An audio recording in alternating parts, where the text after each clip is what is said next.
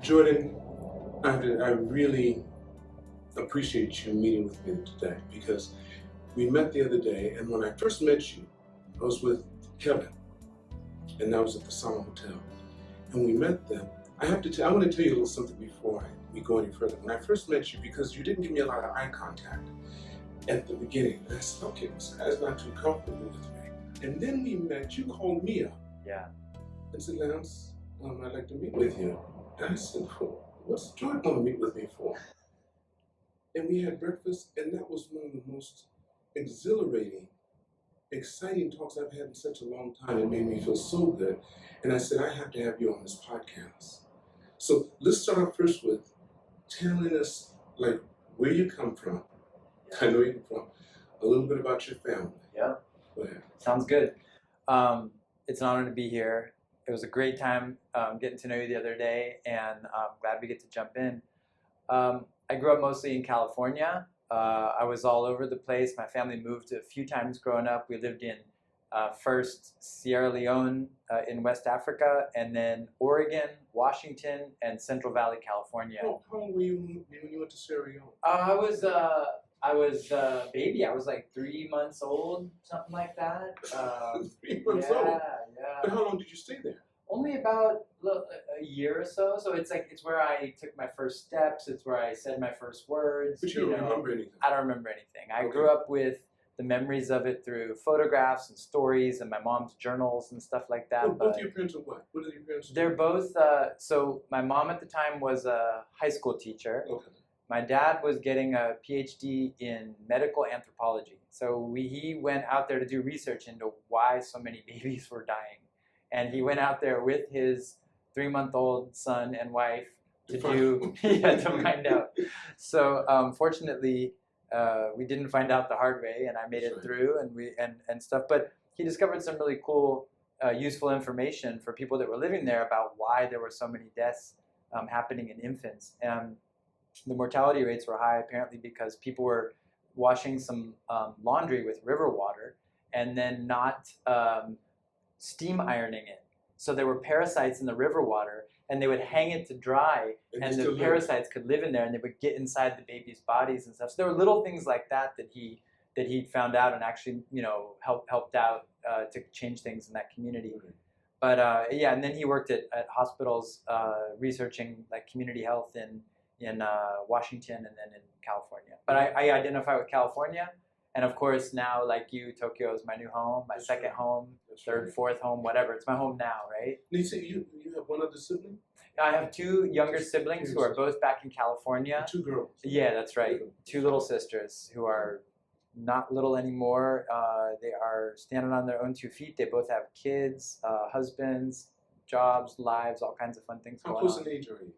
3.5 years and 3.5 years apart. So you're 6 years away from the youngest. Exactly. So she's almost 7 years.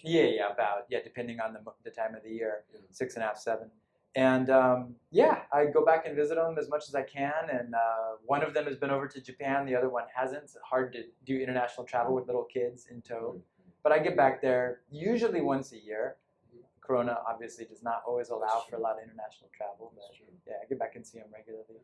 My parents live in Central California, and then I'm out here. I live I live half and half. My wife and kids actually live in LA. My daughter is going to. They were in Japan until about a year and a half ago. Then my daughter got into the Los Angeles County High School of the Arts. Wait, how long have you been married? Almost 20 years. You've only been married once. Yeah. Okay, 20 years, and your daughter's 20. So I have a son who's 18, daughter's 16, and they were going to school here in Japan for 5 years. They were at a really wonderful school called Shibuya Makuhari, kind of out in Chiba. It's all taught in Japanese, but really good English program too. So they went to school there, and then my daughter really wants to be an artist. And she got into this school in Los Angeles. It's like one of the best schools in America. And she really wanted to focus on art. So I said, if you want to move there, let's talk about it as a family. What can we do? Right now, my job is here in Tokyo, but they decided to pursue that adventure. And I said, look, I'll transition to a career where I can get back to LA more or move to LA, or we can kind of come and go. And so far, that's kind of what we do. Like we spend a few months in LA, a few months in Tokyo. Sometimes we're together in the same city. Sometimes, we're apart for a few months. Okay, what about your son? What's he doing? He just graduated South Pasadena High. Okay. And he got into a few universities, but he decided that he wants to take a year off and do something else. So last summer he was in Tokyo doing internships with an architect. Mm-hmm. Which architect? It was in Tokyo? Yeah. Because I know some architects, that's why I'm asking. Yeah. A really amazing guy, Rafael, who studied with, he's from Mexico City. He studied with Kuma Kengo and teaches at Keio University, and was converting a little space that it was like they call it a nagaya, those old worker style housing, like shared housing from 100 whatever years ago. It was an older building that they were renovating to turn into an art gallery and artist workspaces. Right. And so my son got to help out on that project and convert the building, and had a great time. He learned a lot, and he got so into architecture through that now he wants to pursue it. But he figured he'd take a year and study, on his own, like maybe through some internships in Tokyo, study some landscape architecture and some coding, like creative coding for software engineering. Yes. And he's thinking that by doing that, by learning software and whatnot, he'll be able to contribute to the world of architecture in a more like creative way. Instead of just going with what's there, he'll be able to say, oh, this world could benefit from these digital tools. Maybe I can help develop them. But where's he now? Los Angeles? At this very moment, he is here, somewhere running around Tokyo with his friends. Wait, is he living with you, or is he living in his own place? Oh, so he just graduated like 3 weeks ago, and he was in LA. Okay. And so he came back for the summer for a month or so, Right. and then we're gonna all go back to California in August, and we're gonna take a family trip and just connect and relax a bit, and then after that he's gonna decide. And I told him, Is he staying with you, or is he staying with his buddies? Oh, he's staying with me here in he's Tokyo right now. Yeah, for this month. Yeah. Okay. And but as a lot of 18-year-olds do, it's He questionable where he actually he stays with you sometimes. Yeah, he has a place to stay Right. if he wants it, and he doesn't have an official home of his own other than our place in South Pasadena. But yeah, he's a really good kid. He's got his head on his shoulders a lot more than I did at 18, and he knows what he wants, and he works with me on a lot of projects. He helps me out on. I have all kinds of weird stuff going on, from poetry and coding, art experience projects, to research projects, to all kinds of stuff, and he always like jumps in and lends a hand. Because when we talked the other day in the morning, and you told me about all the things you've been through, I thought you really, really interesting. And I think it's unfortunate that life usually starts to happen after you've gone through a lot. Yeah. That's it true. isn't necessarily pleasant.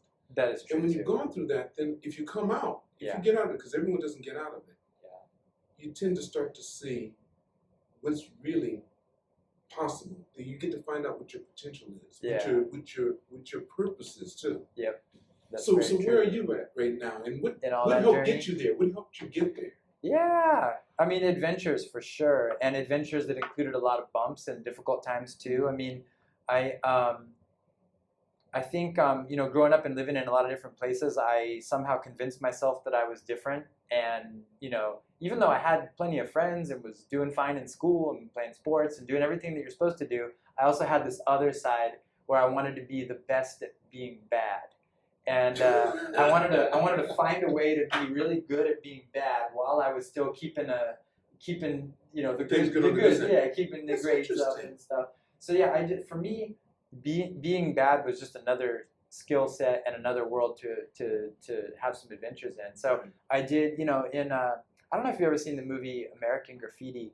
It was George Lucas's first big film, and he grew up in this town called Modesto, California, which is where I also grew up there. So it's a little bit like that, like, kind of going out in cars and partying and being wild and doing that kind of thing, and finding creative ways to finance the party life and stuff, while also, doing okay in school and getting into college and doing the things. What helped you get outside of that? I mean, what do you think were some of your aha moments, as Oprah would say? Yeah. What helped you say, It's not working. There are several, and they always came to these moments where I had to face the fact that my life was gonna go one way or the other. You know, those crossroads sometimes become really apparent. So there was one, for example, where I had a moment in my life where I was gonna go into a kind of illicit moment, um, and and someone offered me the use of weapons. They offered me guns, and it was like, you're probably gonna need these, you know. And I was just like, that's interesting. So this is a moment where I clearly am going to choose. Am I the kind of person that is going to put my goals, my ambitions, my whatever I want to get done, whatever I want to put into my hand? Am I going to use a weapon to make sure that that happens and potentially hurt someone else in a way that would be completely illegal? And I was just like, no, I'm not. And I So how said, did it wasn't a thing where you had to or not. It's just it was like you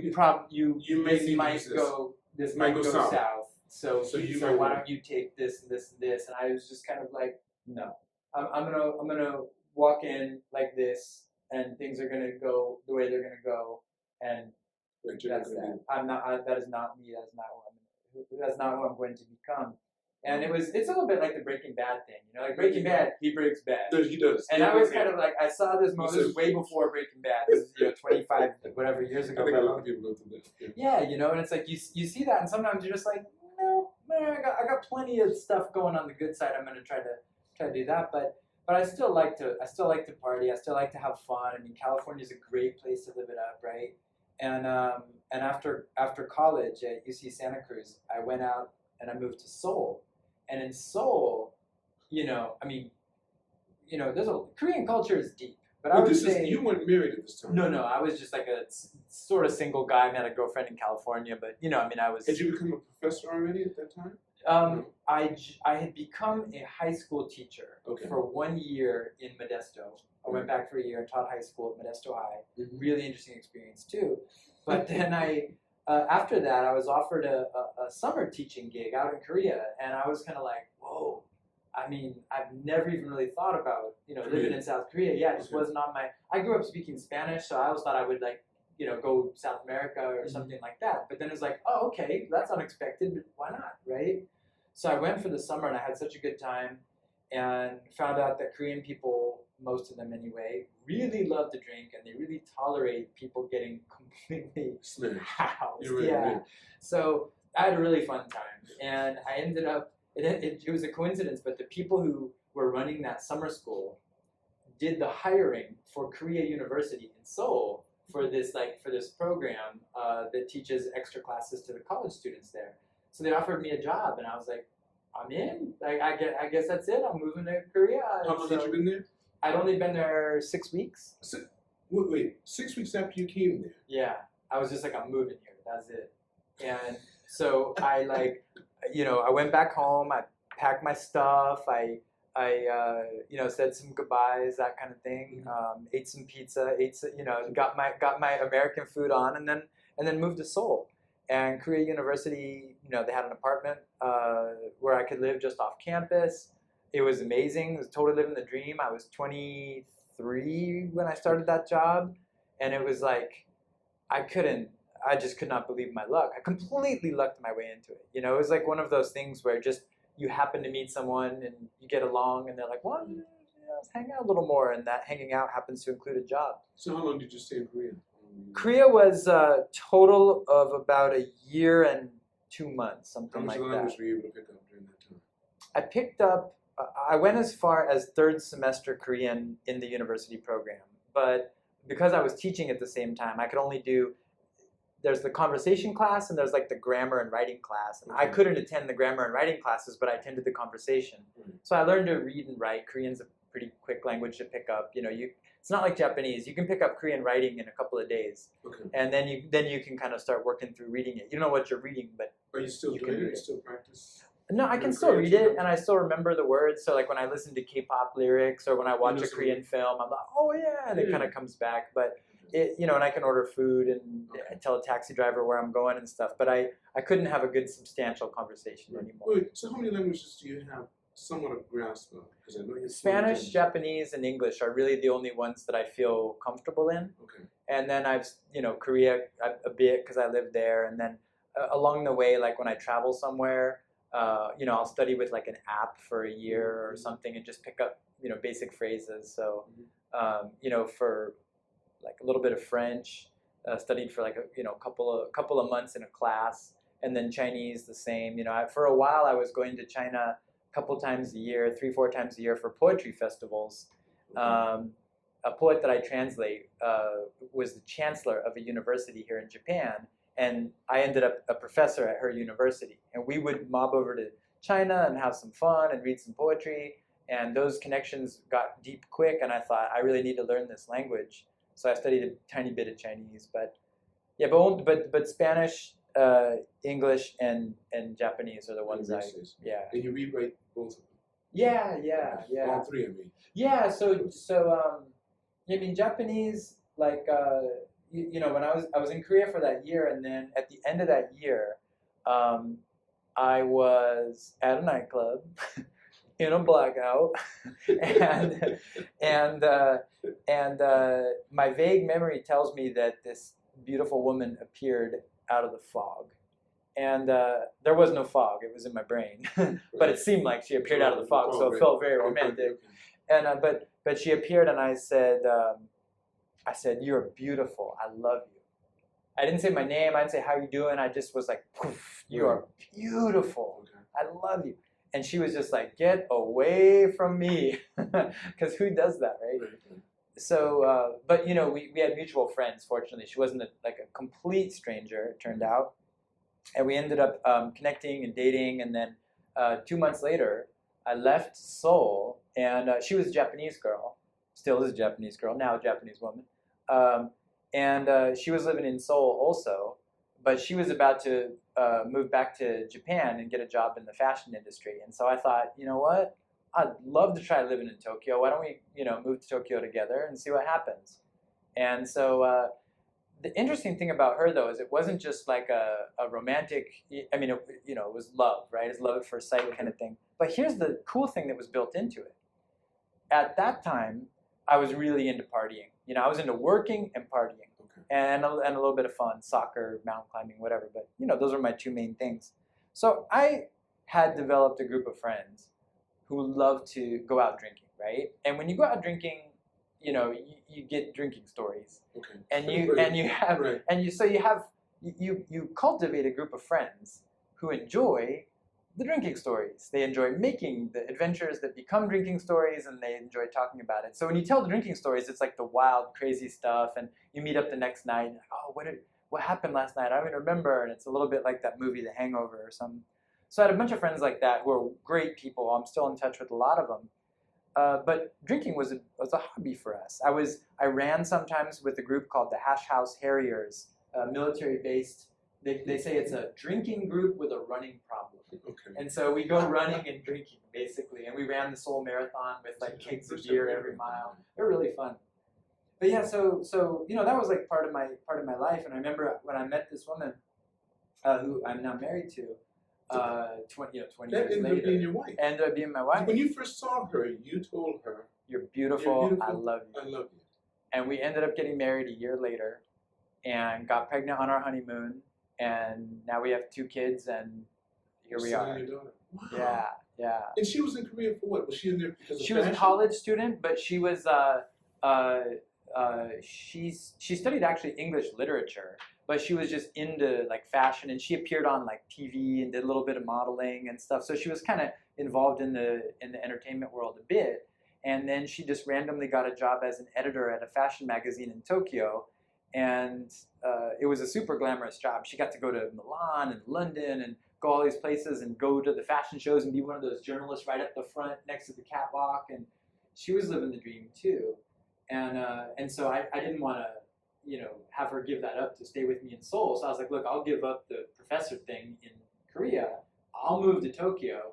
I don't know what kind of job I can get, but I'll just see what happens. So you're there just for a year. Yeah, so Korea was about a year, and then we moved to Tokyo, and we lived in Tokyo for about a year and a bit, and then moved to LA. But the thing that, like, one of the reasons that I see her as in that relationship as like a turning point. Obviously, marriage is always it's the turning point of everybody's life who gets married, right? It's everything changes, right? But before that, I remember having these conversations with her where I would tell her my drinking stories, the ones that my friends seem to enjoy so much, the wild, crazy stories. Mm. And I remember telling these stories, and she just looked at me and she was like, I'm confused because you're telling me these stories as though they're funny and charming, but they're actually shameful and disgusting. And I was like, oh, You never saw it that way. Yeah, that was a very different perspective. Right. Usually, if someone had talked to me like that, I would be like, goodbye. You don't get me. You're a square. You're not hard to hold. Right, exactly. Yeah, you're a wet blanket. But I was like, she's right. I'm not actually enjoying this. I'm just doing this because I'm on autopilot, and it's the only way I know to have fun right now. But you guys hadn't been married by that time. No, we were just barely dating at the time. Yeah, and I was just like, pretty quick, didn't yeah, she? she really did. So because of her, I cut out almost all the drinking, and I was just like, okay, I'm gonna try to shape it up, and I'm gonna try to remember who it is that I was raised to be, a person who loves people, a person who loves art and music and literature and museums and hiking and camping. Like I want to be that person again, and I could almost do it. Like I quit almost all the way, but then. And every once in a while I'd like have a drink at home with her. You know what I mean? Like okay, I'm safe. Like I'm not gonna go out and cause any wildness. But then I found that like when she would go out of town for a business trip, she'd be in Milan at the shows or something like that. And all of a sudden I'd be like, hey, to the boys, like. So I had those friends. And yeah. But you're in Japan now. Yeah. So what do you mean with friends? You built up a group of friends during the time you were here with her. They were old. Actually, this is kind of funny. One of my friends from California, one of my old like drinking and wilding out friends that I knew from high school. Right. He actually ended up moving to Tokyo a couple months before I did, just coincidentally. So I had a built-in structure already. And he was already like he knew. He already built up a lot of people. Yeah, so he would just be the person that I call when she left. I'd be like, "Hey, Matt, like what's going on? Kazuko's heading out next weekend. Let's go out and have some fun." And I would drink automatically like the old days, but I had no more tolerance left because I would like not drink for a month. So it wouldn't take you very long to get to where you. Exactly. So quickly it was just like, oh, this is not working because my mind just wanted to party the way I used to, but my body was not there. My body was like, you are not tolerant to alcohol anymore. Mm-hmm. So it kind of developed almost like an allergy. And when I was in college, it got wild enough to the point where I got a couple of DUIs, like drunk driving arrests, just dumb things. Like there was fortunately no accidents or anything like that, but just like made an illegal U-turn when I'd had drinks and just dumb stuff, But I had to face it. I used to think that like, oh, the police are the problem. They don't have anything better to do. What are you doing on me? Like I'm just like minding my own business. I'm driving straight. Right. But like but after a while you have to admit, like the common denominator and the problems in my life was always me, right? And so then when I went to so we lived for a year in Tokyo, and during that time I applied to graduate schools back in California. I wanted to get a Ph.D. I wanted to become a professor. And one of the things that I think living in Asia also showed me is like that cautionary tale. You know what I mean? Like I was talking about those moments where it's like, you're going to use the gun or you're going to not use the gun. Right. And there were a lot of people that I met in Asia who were always saying they wanted to do something more, like foreigners who had moved here. They wanted to do grad school, but it's so hard and it's so much work, and maybe I'll do it some other time, or maybe I'll and then 10 years go by, 15 years go by, and they're still saying the same things on the bar stool. Like, I'm gonna try this. Maybe I'm gonna do that. Wait. You're saying because they told you how'd you know? They showed me their lives, and I knew them to be extremely smart, capable people who for 15 years were just telling the same story. Yeah. And you happen to be there the 15th year. Yeah, exactly. They're telling it, and you're saying, okay, they're not going to move. Yeah, and it was like, sometimes you just hear that enough, and you're like, I should soak up this guy is really good at telling the story. Yeah. But he hasn't done a thing I about haven't it. done a thing about it. You know, It's like the guy said, I'm gonna lose weight, but he's it's this the big. same. Yeah. He's this big. He says, I'm gonna Diet go to the starting gym. next week. How long have you been telling people that? Yeah, exactly. There's a special at the gym membership. But all these people are academics, right? At that time, they were English teachers. Some of them were teaching in pretty good positions, but you know, it's like a lot of careers. You kind of get into the position, and then it's flat. Right. And there's nothing that pushes you from the outside to do it. Like, and if there's nothing pushing you from the inside and nothing pushing you from the outside, then there's one direction that you go. Right. It's flat along. And so they weren't miserable. They weren't, in poverty. But they didn't have the life that they wanted, and they weren't doing the stuff that they, I think, could do. And so a lot of them went on to do that after that. They did get stuff going and try different things, and they ended up inspiring me, and I ended up inspiring them.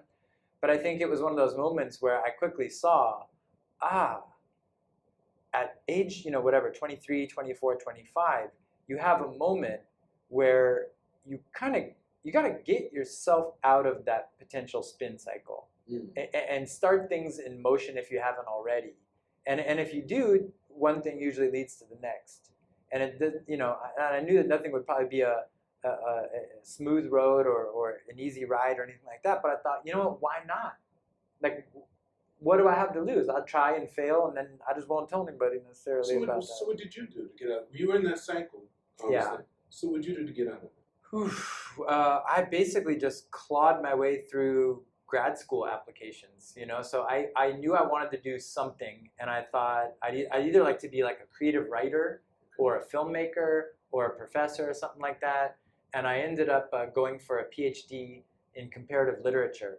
And it was a real easy decision. Yeah, exactly. So I was really lucky to get into UCLA. And a funny thing, I got into UCLA 2 months after I met my wife. But I told them, look, I'm really excited that I got in. PhD is a dream for me. But I just met this girl, and love has kind of intervened, and I'm moving to Tokyo.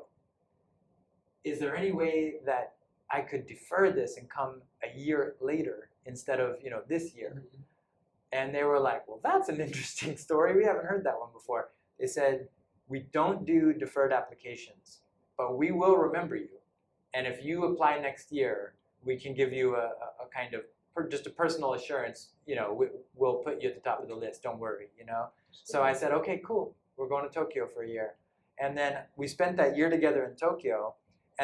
So that whole time I was in Tokyo, now I had this thing in front of me. Of course. It was like, oh, grad school. Okay, so I better, while I'm in Japan, I better soak up some Japanese. I better go get the grammar books. I better go get the kanji books. I want to learn the hiragana in a week. I want to do, I want to keep going.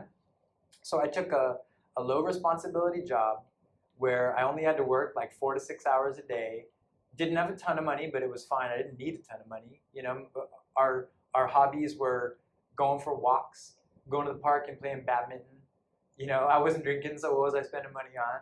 And we just saved up a bunch of money and had a real chill year. And I studied Japanese like 6 hours a day on my own. Walked around with note cards like a nerd everywhere I went, studying them. I wrote all out by hand. And just got real serious with it. And I met my wife's family, who are all from Kobe. And my wife speaks really good English, but her family members, of course, Japanese, right? So, you probably have this thing too, where like if you're gonna get along with the in-laws, you're gonna need to learn, right? Yeah. So I learned a lot that year, and took the JLPT test for level 3 to kind of get myself an incentive, and I think from there everything went pretty smoothly. When I applied to UCLA again, they were like I had Japanese under my belt. It was on par with my Korean, and they were like, well, that this year your application's so good, we're giving you a full ride. And so they gave me a full ride and a salary that covered our apartment and stuff like that. And a little bit extra. Of course, it makes them look good too. Yeah, exactly. So that makes sense. It's a business. Yeah, it is. It's about replicating what they do. But and I hope I made them look good. I don't know. I certainly tried hard at UCLA, and so you left UCLA with Professorship. Yeah, yeah. I got so it took, PhD. PhD, 8 years. And during that time while I was in the program, um, I got sober, which is, it's a big thing in LA culture. There are like, sober communities where you finally learn to like not drink at all and then figure out what you can do with your life once you do that, I don't say that way. What do you mean? Not drink at all. You can't have a little drink at home when you come home to drink and at night or anything. You can't have, come pie with your buddies. Yeah, I mean, I could. But it's not but they law, really want you. but They like, really want you not to touch alcohol. Period. Well, so this is interesting. Like Muslims don't touch pork. So it's like that, but it's not so much that they want me to do it. It's that they are doing it, and they say, if you want to try it, this is what we do. Okay, you can try it. But it's like that kind of thing. Okay. But yeah, what you're saying is absolutely right. So the idea is that I don't drink at all, and in the beginning, it made my skin crawl. In the beginning, it was like, oh, I'm sitting around a table and everybody else is drinking, and I'm sitting here with my because you associated so much pleasure with drinking. Yeah. And so many good experiences. Yeah. In your mind, even though your wife saw them as being what they really were, disgusting. Yeah. But you had associated them with pleasure. Yeah. And they always were in the beginning. It's always fun until it's not fun. Until it's not fun, right? Yeah. Until the wheels fall off, right? But it was always fun for a while, and the conversation gets flowing and stuff. But I learned a few tricks about life from that. And one, I learned that I was drinking partly because I wasn't comfortable in my own skin and with who I am. Mm-hmm. And I had to just have a couple to just take the edge off. And a lot of people are like that. But the problem with me is that like after I take the edge off, I just keep wanting to take more and more edges off. And you're kind of party. Exactly. So what I discovered though is if everybody else takes a drink, their edges are off. And once their edges are off, then we're all just a machine and we're all rolling together. And I don't have any more edge once everybody else is cool. I discovered my edge, that feeling of like anxiety comes from me wanting everyone to feel at ease and having fun. And so I almost felt like I needed to take my edge off to help everyone loosen up. And then I realized I don't have to do that. I'm not responsible for everybody. Everybody else is fine. And if I just chill for a second, everyone has a drink, then we're all having a good time. And no one notices I have a Coke, or no one notices I have whatever I have. You still flow with the conversation. You're still on the same page. Yep. And everyone else isn't that interesting? It's really fun. So now, like, the crazy thing is, it's like, so I got the PhD and had a bunch of adventures and this and that. But, it's like in my life, I will end up at bars or clubs or like, cafes or art galleries or people are passing wine around and talking, and sometimes I'll do performances, poetry, or work with different musicians to do stuff, and and we get wild. We get wilder than I ever got when I was drinking. Because when I'm drinking, I just drank. You just drank. But now that like I'm sober and I found like a new kind of energy. This is now 18 and a half years without a sip of alcohol, and I feel so free and so light when I go into these situations. But you're also focused now. That's exactly. Whereas before you went off into different tangents, because that's what alcohol, any drug basically, puts you in such a place that you end up going different tangents, and that's why people get the same way, follow you, or at least appear to be following you, but you're going all over the place. Yeah. But if you get high on life, yes, man, the focus is an laser, amazing drug. Laser-like. Totally. Really, yeah, I mean that's the thing, like that high on life thing. I remember in California. They used to have a program, a bunch of anti-drug and anti-alcohol programs that they would run you through in like junior high and high school. And I think for a lot of the kids at that age, it just teaches you the names of drugs so that you know what to ask people for. Yeah, right? Up or down. Yeah, exactly. Right, Okay, that's so that's the difference between meth and crack. A little bit of this, and then I want to get back up to there. Yeah, that's right. And if it gets dangerous, so I never thought about this.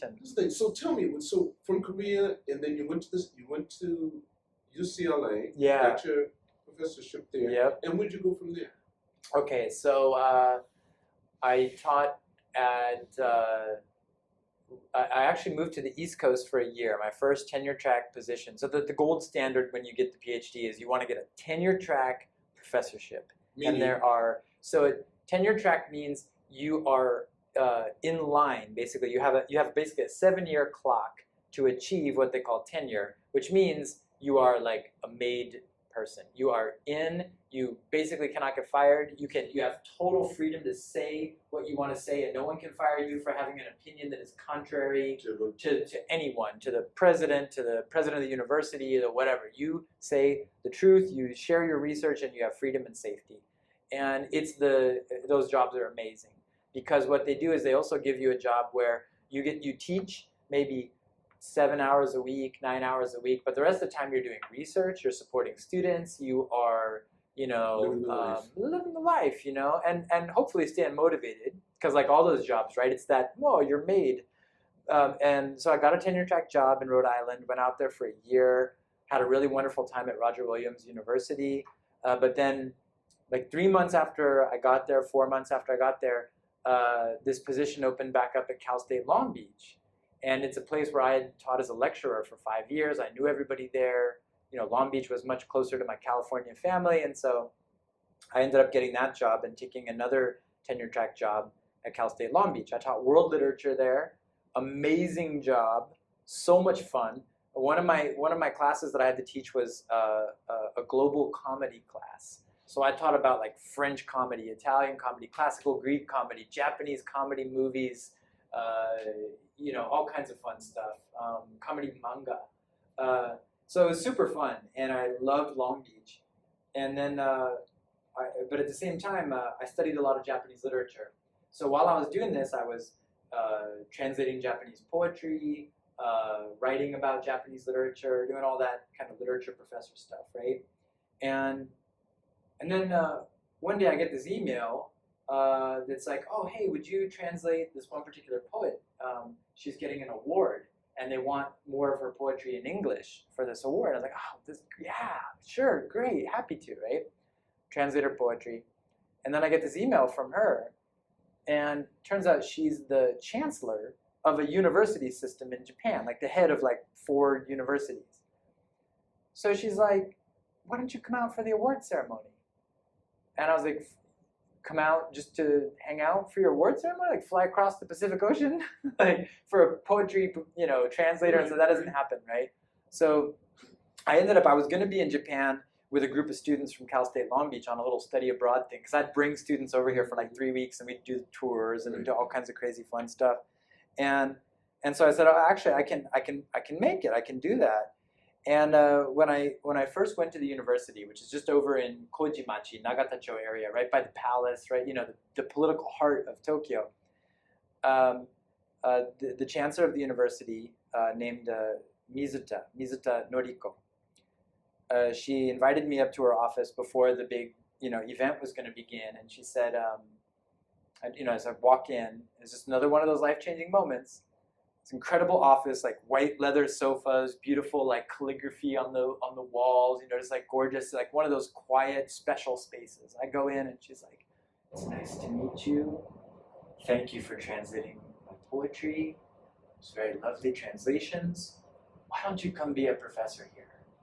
And I was just like, just like that. Oh, after all these years of like sweating and grinding and throwing out applications that are this thick to try to just beg for an interview in a position. She's like, well, yeah, why don't you come?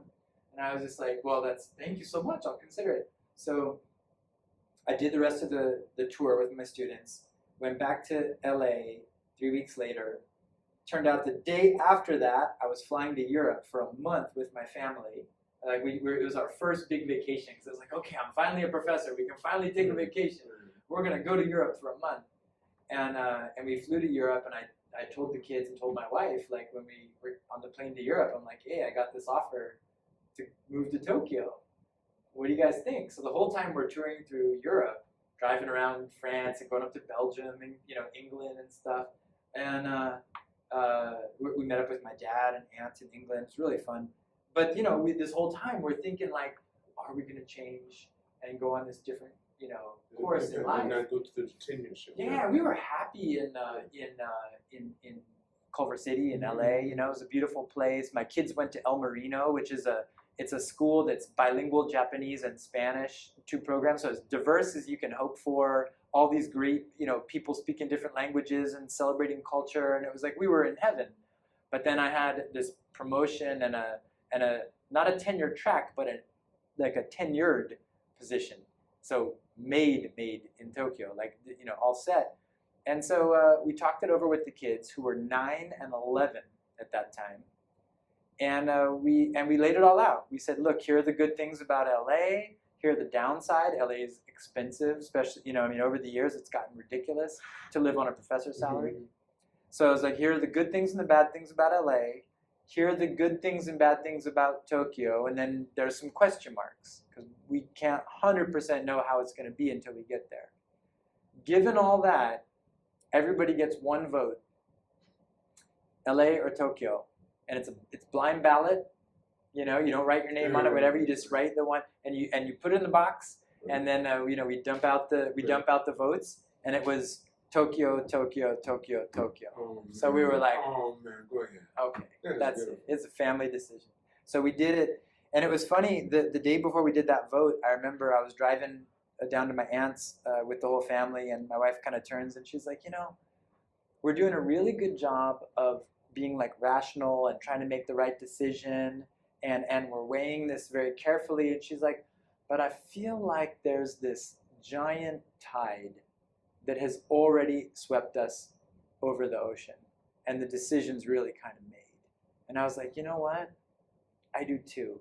You know, we're doing our due diligence because we're parents, we're adults, we have responsibilities, so we're not just going to be dumb and take any offer and run off across the ocean, but I feel the same thing. And then the next day we did that vote and it was decided. So we moved to Tokyo a month later. It was just like, pack up, get out, find a place. Regrets, right? Yeah, let's just do this. Yeah. So you stayed here for 10 years. So it's been, almost not 7 years. 7 years. Yeah, because it's been a good run. Wow, that is nice. So altogether, I've been in Japan about 8.5 years with a 12-year window in LA. But during that time, we were coming and going in the summers and stuff. So yeah, it's a good city. And once you get here, as you know, 46 years deep, that's right. It's very hard to leave. For me particularly, because like I said, my issue happens to be one coming from a country that doesn't treat me so well. Yeah. Or treat people who look like me so well. And the more it was like 10 years in. I was 10 years here because I never thought I'd live here. Yeah. But I remember getting on the plane to go to the U.S. I was there in LA for maybe a week. Mm-hmm. And getting on the plane at LAX, and I remember sitting down in the seat, and my shoulders literally going like this. And I went, I've been tense from the moment I got on the plane in Haneda. Yeah. Until I got getting back over on the plane, until I got on the plane again in LA to come back. Man, that's rough. Jordan, this has been, we're going to have to do this more than one time. We're going to do it again because you are a very good speaker and your stories are excellent. Thank you. And you have a lot to talk about. And I know that, so we can't cover this at one time. Yeah. It's a good thing so we're going to have to do so many of these. What would you like to end with on this podcast? Man, there's so you have so much that you didn't touch because your poetry, you have that. Yeah. And all these things that have opened up for you because I know all that too. But yeah, I mean, I just want to say thanks. I mean, you know, a few weeks ago when we met, you know, it was just, you were a guy sitting in a restaurant and Kevin's like, oh, there's my buddy. I know this guy. Let me just say a quick hi. And we end up standing next to your table for about 10 minutes and just talking your ear off and listening. And I knew I had a lot to learn. And so, you know, when I met you in that moment, I recognized that you're a person with deep experience. And I feel like I would really like the cameras to turn in the other direction and for me to be doing the interviewing. So I hope that I can have you sometime onto my shows and reverse it. Because really, the people at home, I'm telling you, if you're watching this, if you're listening to this would be a 10 times more interesting conversation with this guy doing the talking. So I want to do that sometime. But I mean, other than that, I just, you know, I don't know who exactly is gonna listen to the program. I don't know who your audience is. But listen, are they all over the place? Jordan, if this helps you at all, I don't know.